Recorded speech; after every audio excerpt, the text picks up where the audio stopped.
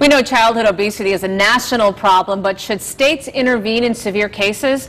A recent controversial editorial in the Journal of the American Medical Association says it's something that states might want to consider. And here to talk about that is Dr. David Katz. He's the director of the Yale University Prevention Research Center and the founder of the Turn the Tide Foundation. Thanks so much for coming in this morning. Good morning, Sarah, and walking into this firestorm. Huh? Yes, we've been getting all kinds of comments this morning on our Facebook page. I'll bet. What was your reaction to the article? It really is a controversial issue. So this editorial in JAMA evoked huge national response. I addressed it on the Huffington Post. That did as well, hate mail and everything. So the basic concept is severe childhood obesity, parents are not addressing it, the child's life is in danger, the state should intervene. That's essentially what the editorial said, and it was written by a friend and colleague, Dr. David Ludwig at Harvard, and a colleague of his. In some ways, you absolutely can't disagree with this, and because it becomes as simple as this. If a child's life is endangered by neglectful or abusive parents for any reason, shouldn't the authorities intervene? Well, the answer is yes. What makes this controversial is making it be specifically about obesity, and it kind of sounds like if your kid gets chubby, you know, a SWAT team will swoop in to take your child away, and people really went berserk over that issue. You know, it's interesting because if a child was in a home and that child was found to be starving to death, it wouldn't be a question, that right? child would be out of the home in 2 seconds. Which in essence is what Dr. Ludwig is saying, is that in an age of epidemic childhood obesity and diabetes, we have to recognize that this is the prevailing problem and that parental neglect of this is essentially a form of that same kind of abuse. Now, here's the problem I have with it, Sarah, because I don't entirely agree. First, we're not terribly good at fixing childhood obesity, even when the state does intervene. I used to work for Good Morning America. They sent me to New Mexico, and the state did this. A severely obese little girl out there was taken away from her parents, and she didn't lose any weight in state hands. They didn't know what to do with her either.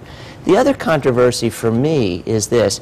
If a child gets emphysema, that would be a terrible thing, right? But giving a child tobacco in the first place is a terrible thing. If a child gets severely obese, it's terrible, but giving a child donuts or French fries isn't, letting them watch TV isn't. We haven't yet decided as a society, how do we feel about the process that gets us there? In other cases, we have giving kids drugs, wrong, alcohol, wrong, tobacco, wrong, starving a child even before they are starving, wrong.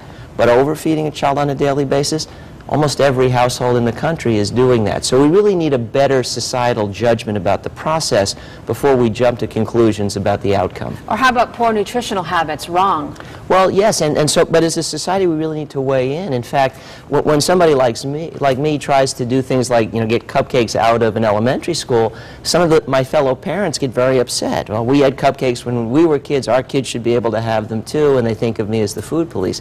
I don't want to be the food police, but I don't want to see epidemic diabetes in children under age 10 either.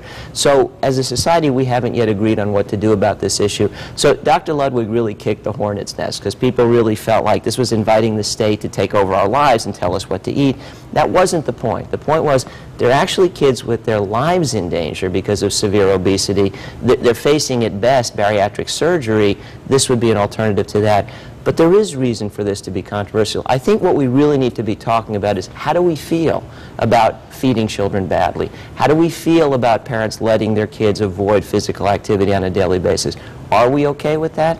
Or in an age when chronic disease is creeping up on our kids, maybe as a society we can't be okay with that. And that's where the dialogue needs to start. And doesn't the fix start, as we just said, with better eating, more exercise? You know, the answer for preventing severe obesity in children in most cases is as simple as feet and forks. Absolutely, it's eating well and being active. Now, in the modern world, that's not hard to do. And saying that we need to rally around that doesn't mean it's the parents' fault that we're not there already. Everything about modern living that makes it modern makes weight control difficult in parents and kids alike.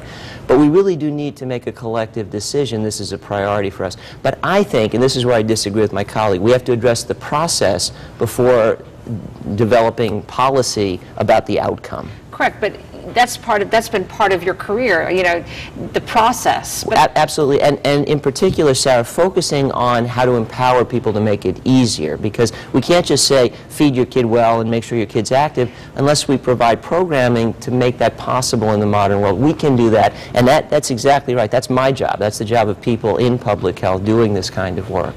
Well, it's an interesting topic, a very controversial one, and I'm sure it's far from over. I suspect you're right. Dr. Katz, thanks so much for coming in. Pleasure. Nice to be here. Yes.